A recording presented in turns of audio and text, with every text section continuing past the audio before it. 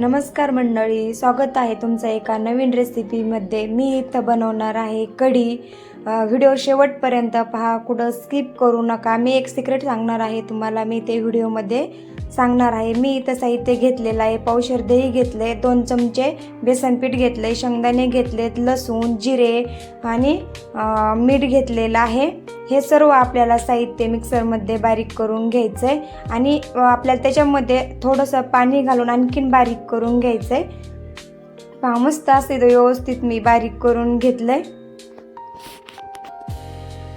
आणि ते एका बाउलमध्ये आपल्याला आहे ना, ते व्यवस्थित ते दही आहे ना पाणी घालून व्यवस्थित मिक्स करून घ्यायचं आहे, कारण की त्याच्यामध्ये ते निब्बरपणा असतो ना दह्याचा, आपल्याला ते व्यवस्थित मिक्स करून घ्यायचं आहे पहा अशा पद्धतीने। आणि मी इथं 2 चमचे बेसन पीठ घेतलेलं आहे, त्याच्यामध्ये पाणी घालून आपल्याला ते पण व्यवस्थितल्या मधल्या घेटुळ्या वगैरे फोडून घ्यायच्या, ठेवायच्या नाही आपल्याला त्याच्यामध्ये।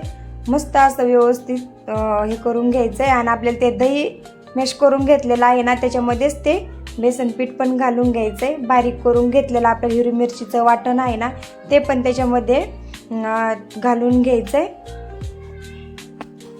आणि आपल्या त्याच्यामध्ये पाणी घालून आपल्याला कढी घट्ट नाही करायची, जास्त पातळच बनवायची आहे। अशा पद्धतीने मिक्स करून घेतले। मी इथं कढई गरम करायला ठेवलेली आहे। आपल्याला कढई कडक गरम होऊन द्यायची, त्याच्यामध्ये 2 उबळ मी तेल घालून घेतले। आपलं तेल इथं गरम झालं की आपल्याला त्याच्यामध्ये मोहरी घालायची। मोहरी आपली तडतडली की त्याच्यामध्ये जिरे घालून घ्यायचे। पहा, अशा पद्धतीने कढी जर बनवली ना, खूप छान आणि टेस्टी होते। नक्की एकदा बनवून पहा।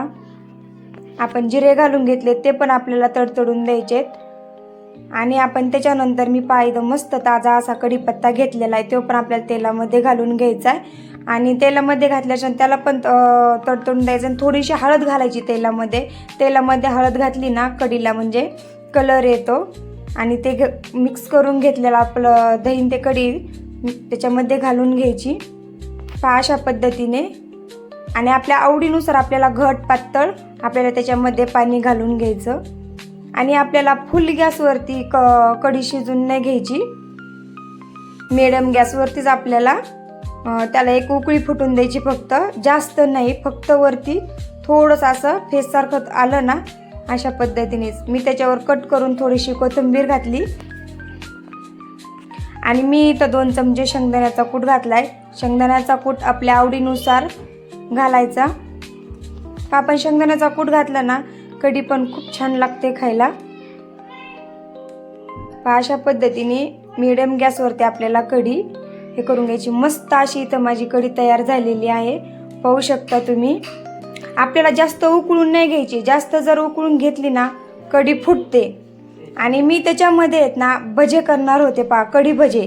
ते भज्याचं मी साहित्य घेतलेलं आहे, 2 मोठे कांदे घेतलेले आहेत चिरून, कोथिंबीर आणि 3 चमचे बेसन पीठ, थोडीशी हळद आणि चवीपुरतं मीठ आणि लाल तिखट घातलेलं आहे अर्धा चमचा आणि थोडेसे जिरे। ते आपल्याला व्यवस्थित मिक्स करून घ्यायचं आहे आणि त्याच्यामध्ये जास्त पाणी नाही घालायचं, थोडंच पाणी घालून आपल्याला ते घट्टच मिक्स करून घ्यायचं आहे।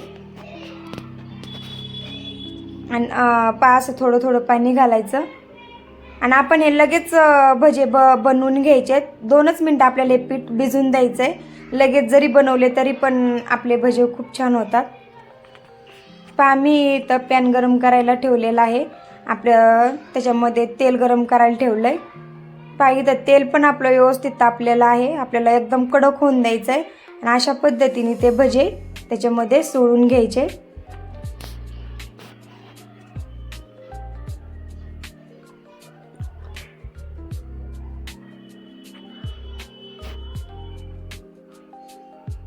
पहा, नक्की अशा पद्धतीने ना कढी भजे बनवून पहा, खूप खायला टेस्टी लागतात कढी भजे।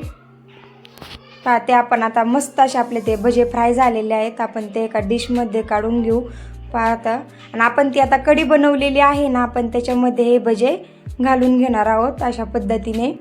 चॅनलवरती नवीन असाल तर चॅनलला सबस्क्राईब करा, व्हिडिओला लाईक करा। पुन्हा भेटूया अशाच